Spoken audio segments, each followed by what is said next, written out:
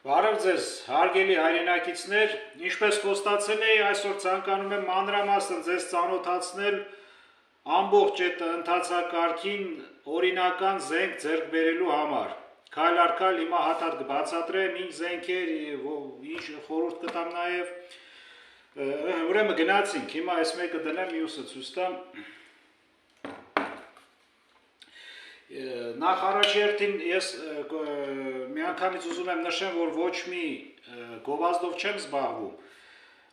եւ ոչ մի կազմակերպության ներկայացուցիչը չեմ։ Եվ նաեւ ոչ մի ֆինանսական օգուտ չունեմ այս վիդեոներից։ Իմ միակ օգուտը այն է, որ մեր հայրենակիցները զինված լինեն, ապահով լինեն, խաղաղ լինեն, այդ է ընդամենը, ուրիշ օգուտ չունեմ։ Հիմա սկսեցինք, ես նշումներ եմ արել, քայլ առ քայլ ասեմ ինչից ենք սկսում, նախ առաջի հերթին որոշում ենք ինչ զենք ենք ձեռք բերում, առաջի հերթին ինչ զենք։ Ես խորհուրդ եմ տալիս այս Կալաշնիկովի արտադրած Սայգա զենքն է, որը որ հենց քաղաքացիական այդ Կալաշնիկովի անալոգն է քաղաքացիական, անպայման այս տեսակի զենքեր, կարող նաև այլ արտադրող լինի, ամենակարևորը տրամաչափն է, տեսեք, տրամաչափը անպայման 7.62, մեկ էլ 5.45 լինի, քանի որ այս երկու տրամաչափերը ամբողջ տարածաշրջանում շատ տարածված է, խանութներում վաճառվում է, հեշտ է ձեռք բերելը, դրա համար նաև բանակի տրամաչափն է մեր։ Դրա համար այս տրամաչափը խորհուրդ կտամ, էդի վերաբերում է իհարկե սակոսավոր փողով զենքերին, նաև ովքեր ցանկանում են, ում 21 տարեկանը դեռ չի լրացել, կարող են ձեռք բերել, եթե շատ են ցանկանում, հարթափող զենքեր, իսկ այս զենքերը 21 տարեկանից է թույլատրվում։ Նաև խանութները, ասեմ, խանութներում վաճառվում է զենքը որսորդական, մի 7 հատ երևի 5 հատ, 5-6 տենց Երևանում կա, Հայաստանի համարյա շատ մեծ քաղաքներում նաև որսորդական զենքերի խանութներ կա, վաճառվում է տեղ, գինը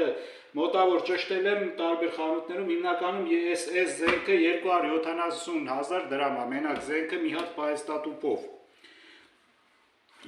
Առանձին պայստատուփը նույնպես կարելի է ձեռք բերել, քանի հատ պետք է։ Անցնենք առաջ։ Ուրեմն ով կարող է զենք ձեռք բերել։ Զենք ձեռք բերելու համար պարտադիր առաջի պայմանը դա Հայաստանի Հանրապետության քաղաքացիությունն է եւ բնակվելու վայր ունենալն է Հայաստանի Հանրապետության տարածքում։ Ինչքան գիտեմ, Արցախի Հանրապետության անձնագրերով չեն տրամադրում այդ թուղթը, պետքա փոխեն Հայաստանի Հանրապետության ու բնակելու վայր լինի։ Էդի տենց, հետո նաև եթե քաղաքացիները ունեն ինչ-որ խնդիրներ օրենքի հետ կապված, ինչ-որ նարկոտիկի հետ կապված, ալկոհոլի հետ կապված, նաև հոգեբանական ինչ-որ լուրջ բժշկական խնդիրներ, այդ քաղաքացիներին նույնպես զենք ձեռք բերելու թույլատրություն չի տրամադրվում։ Մնացած բոլորը կարող են ձեռք բերել։ Հիմա հաջորդ քայլը, ինչ զենք որոշեցինք, արդեն կարող եք այլ զենքեր, ես որ ցույց տվեցի, ովքեր որ արդեն զենքին լավ ծանոթ են, ունեն զենք, ստաժ ունեն, արդեն ես ցանկությամբ նաև հնարավորություն կարող են այլ sense մեծ զենքեր ձեռք բերել, էսի կոչվում է Ծիգր, էլի Կալաշնիկովի արտադրանքն է, այդ բանակի SVD-ի չի տարբերում, կարելի ասել, նույն պատրոնն է կրակում,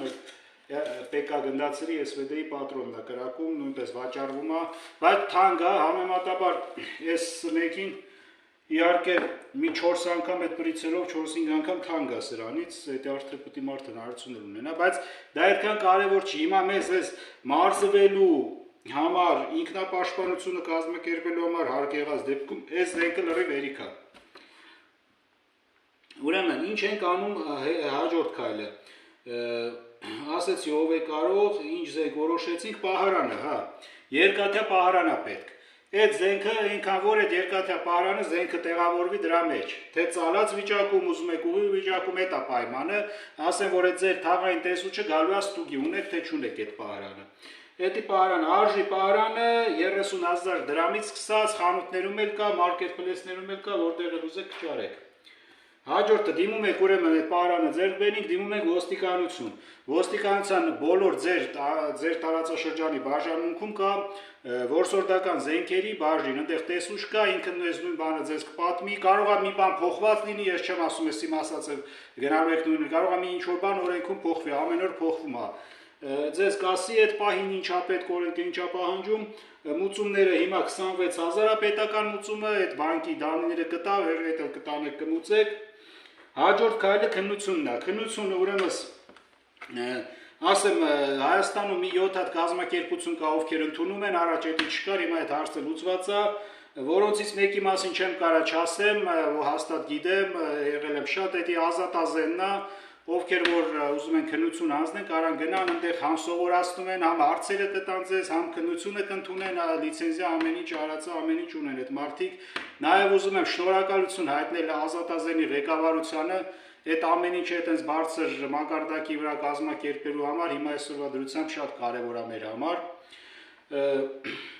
Քննությունը բաղկացած է, ասեմ, երկու մասից, տեսական եւ գործնական։ Տեսականի գինը 3000 է, գործնականին 5000, քննությունը մի խոսքով եթե լրիվ տակ 8000։ Քննությունից ազատվում են այն մարդիկ, ովքեր հիմա ծառայում են Հայաստանի Հանրապետության ուժային կառույցներում, բոլորը համարյա։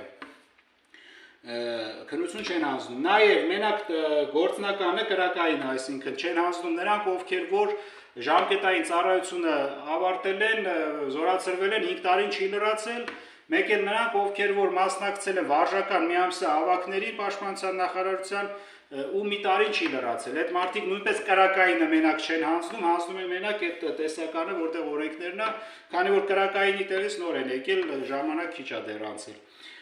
Իսկ տեսակայինը դա օրենքներն է, այդ մինիմումը, որ պետք է իմանաք, այնտեղ ոնց զենքը օգտագործենք, որ դեպքում է կարելի զենքը օգտագործել, անվտանգության կանոնները, պահելու կանոնները, տեղափոխելու կանոնները, դրանք որ չիմացաք չեք կարա օգտագործեք զենքը։ Դե կրակայինը պարզ է, չէ, պետք է կրակել նույնպես իմանանք։ Էդի քննությունը, հաջորդը բուժ զննումը, նույնպես գումարի հետ է կապված, ուրեմն սկզբից գնում եք պոլիկլինիկա, այնտեղ մոտավոր 15000 դրամ, այդ անցնում եք այդ տեսողությունը, մյուս նայելը, հետո ձեզ ուղարկում են նարկո կամ նարկալագիչսկի, մեկ էլ փսիխոդիսպանսեր, այդ երկու տեղը ուղարկում են այնտեղ ստուգվելու, այնտեղ էլ ամեն տեղը 20-20000 դրամ, առաջ 5 էր, հիմա 20 է, մի քանի տարի առաջ, 2 տարի առաջ 5000 էր։ Մի խոսքով այնտեղ 20-20000 եղավ մենակ բժշկի թղթերը 35000 դրամ փող է անում։ 55000 ներողություն 20-20-15, համա այս բժշկի թղթերն է ամենաթանկը փաստորեն։ Ահա որ թանկ է, էսի բան չգիտեմ, լավ, մի խոսքով էդ է հիմա։ Վերջ, այդ բժշկի թղթերն է սաղ դզում եք, երկու հատ լուսանկար վերցնում եք 3-ը 4-ի վրա ու գնում եք ձեր ոստիկանության բաժանմունքը, նորից նույն տեսուչի մոտ, այնտեղ թղթերը հանձնում եք, ձեզ տալիս են մի հատ թուղթ, որով կարող եք արդեն ձեռք բերել զենք։ Զենքը կարող եք ինչպես ձեռք բերել խանութներից, այնպես էլ անհատ անձը կարա իր զենքը, եթե ունի օրինական, փոխանցի ձեզ։ Դրա համար գնում եք իրանց բաժանմունքը, հետո որ ձեզ զենքա տալի ոստիկանության, այնտեղ ոստիկանությունում իր զենքը իր վրայից հանում են, գրում են այդ թղթի մեջ, նոր բերում եք ձեր ոստիկանությունում արդեն թե այնտեղ այդ ընթացակարգը կարող մի քիչ տարբեր լինի, մի խոսքով բերում եք ու գրանցում են ձեր վրա զենքը, խանութից էլ որ զենքը ձեռք եք բերում եք ձեր ոստիկանություն, նոր արդեն այսպես թուղթ են տալու ձեզ վերջում այս ձևի, որ արդեն զենքը ձերն է, զենքի տվյալներն է, ձեր տվյալներն է, մեջը գրած տրամաչափը մյուս, ու դուք արդեն դառնում եք զենքի սեփականատերը, այդ զենքը ուզում եք հետագայում կարող եք վաճառել, չգիտեմ, նվիրել, եթե ունեն ով ունի զենքի թույլատրություն, նաև փոխանցել հաջորդ սերունդներին կարելի է այդ զենքը։ Դա շատ լավ բան է, այն անգամ էլ ասացի, զենքը չի փչանում, մնում է ձեր ընտանիքում, հետո եթում է երեխեքին, թոռներին, ծոռներին, եթում են այդ թղթերը դզում են, պապուց մնում է հիշատակ։ Օրինակ էլի, ասենք, կարելի է տենց, մի խոսքով, այսքանը, հուսով եմ սաղ ասեցի, գինը ուրեմն ընդհանուր նստավ իշքան, 120,000 նստավ ուրեմն մենակ այդ երկաթապահարանը ու թղթերը, 270,000 այս զենքը, իրար հետ 390,000-ի պրոբլեմ է սա, հագին թանկ է նստում, բայց ով որ հնարավորություն ունի, գոնե թող առնի, մինչև տեսնենք ինչ ենք անում։ Այսքանը խաղաղություն աշխարհին, խաղաղություն բոլորիս, Աստված մեր հետ։